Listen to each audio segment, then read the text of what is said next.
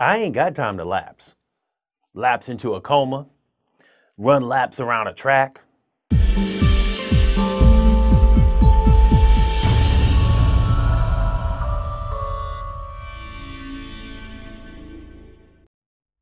Hey PowerDirector peeps, how y'all doing out there?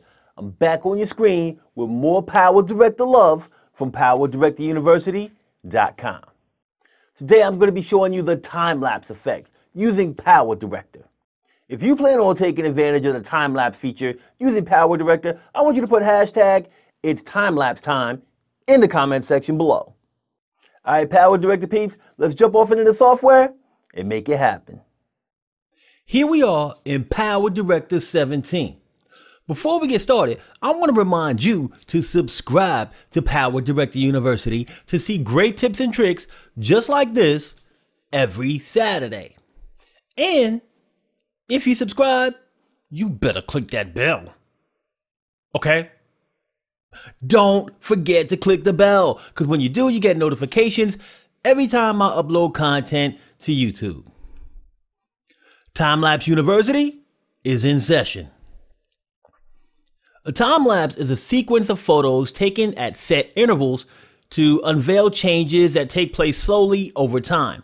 When the pictures are shown as video frames at normal speed, the action seems much faster.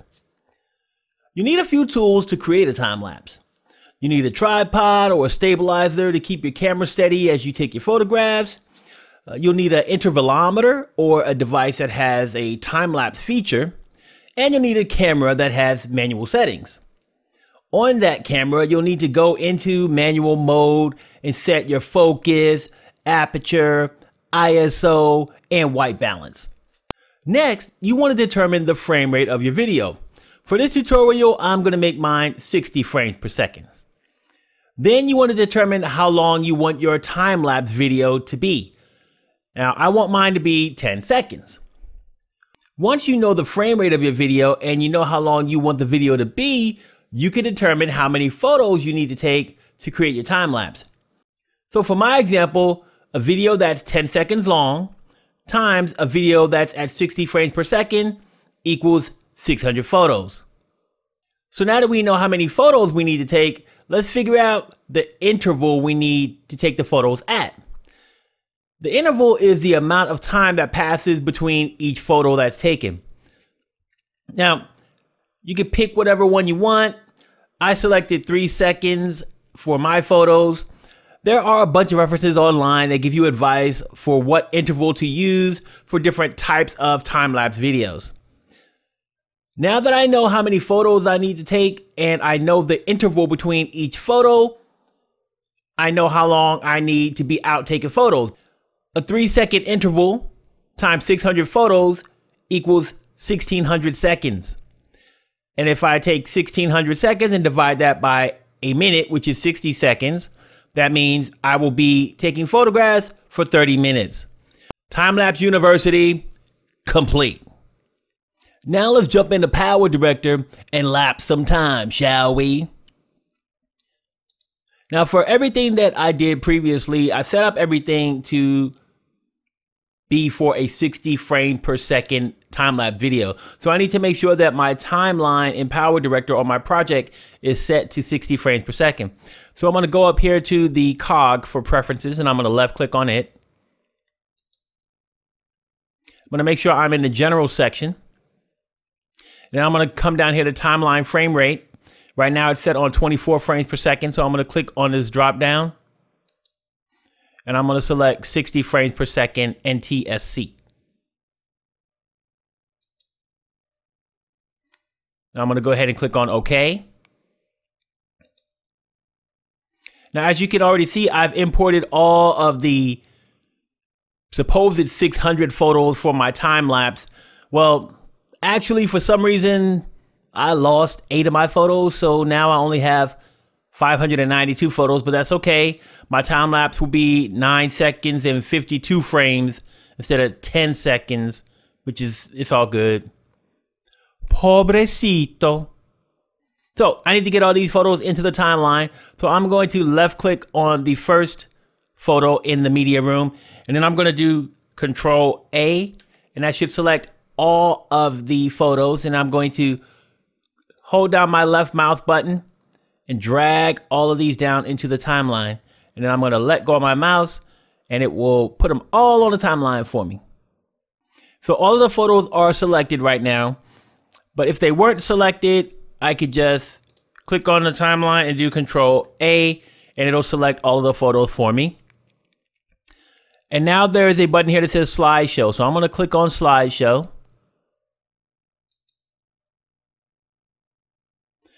And I'm going to scroll down until the third row, which should have an option called Time-Lapse. I'm going to click on that.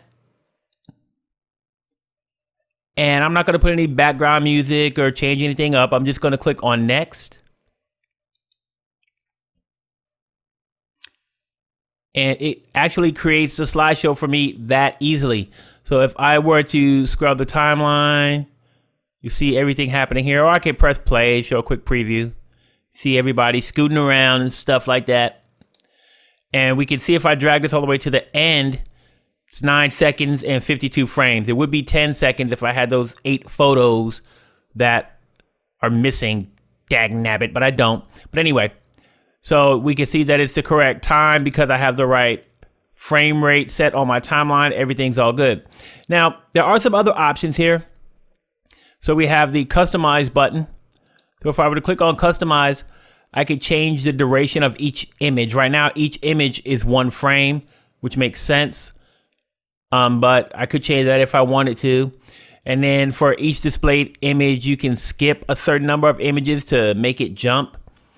Things like that. You can change the duration, all that stuff. I'm not going to change any of that. It's really up to you if you want to do any of those changes. I'm going to click on OK. And it just gives you a little message about short durations and things like that. I'm not going to worry about that. I'm going to click on OK. Does not apply to me. Now I'm going to click on Next. And once I'm here, I get 3 options. I can produce the video, and it'll output the video to a file.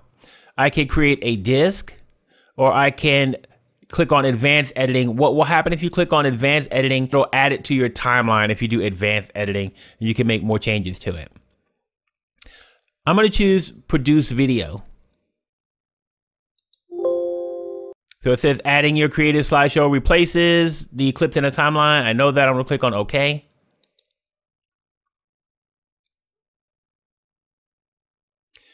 And now you go ahead and you select how you want to export the video. So right now it's set to some default settings here. I can change them up if I want. Really based on what you want to do.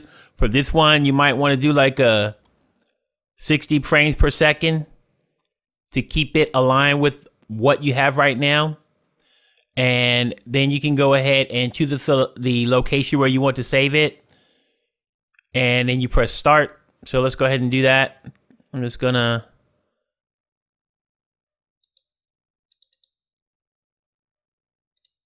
put it here. I'm gonna click on start. And we'll wait for this bad boy to produce.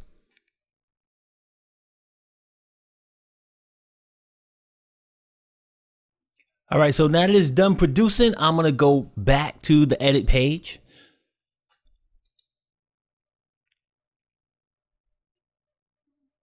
And so we see that the produced video is now in the media room.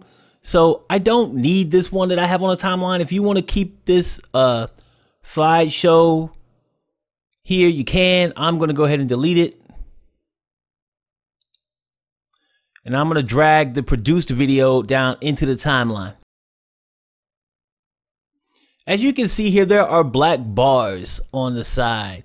I don't like those. I don't want them to be there. I want them to be gone, so I'm going to get rid of them.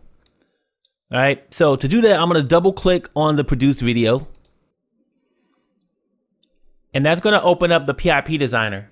So the first thing I want to do is go to the TV safe zone and grid lines, and I want to make sure that 2 things are selected. So I'm going to left click on it. First thing is snap to reference lines. I see a check mark next to this, so I know I'm good to go. The next thing is grid lines.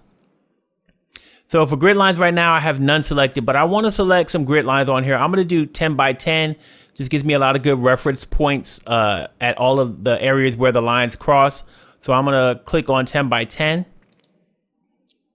And I'm good to go there. Now, the next thing I need to do is scale this up to make it bigger to get rid of these black bars on the side. Okay.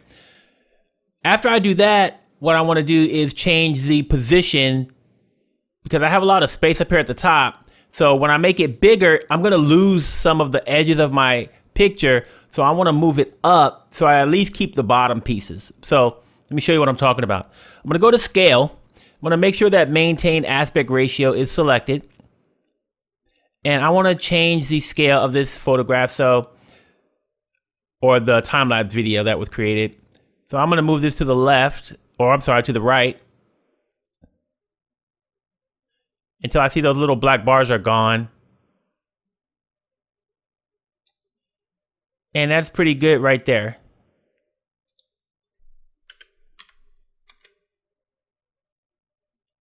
All right, but now, like I said, I lost some of the bottom of the picture, so I want to bring it back up because I have a lot of empty space up here at the top that doesn't matter. There's nothing going on up here. So I'm going to go to the position, and I'm going to change the Y position. And I'm going to go down, and that should move the photo up.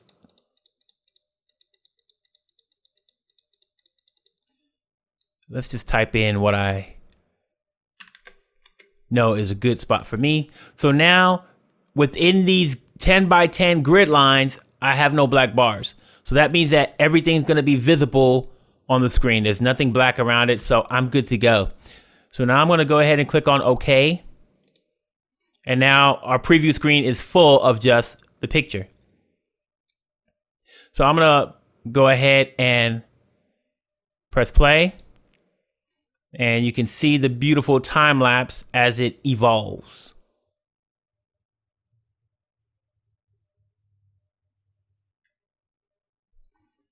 Time lapse terrific. And there you have it, people. How to make a time lapse in PowerDirector 17. Don't forget to check out more of my content to learn how to use PowerDirector. If you decide that you like PowerDirector 17 and you want to buy or upgrade to the software, I'll leave some links in the video description that you can use to purchase it. Now, those are affiliate links, so if you use them, I'll get a small commission, which will help me continue to create content that teaches you how to use PowerDirector. You'll pay the same price as if you went to the site on your own. So, if you want to help me help you, use those affiliate links. All right, PowerDirector peeps, I want to thank you so much for watching this video all the way through to the end. It truly means the world to me. If you have any tutorial requests that you'd like to make, head over to the video description and fill out our tutorial request form.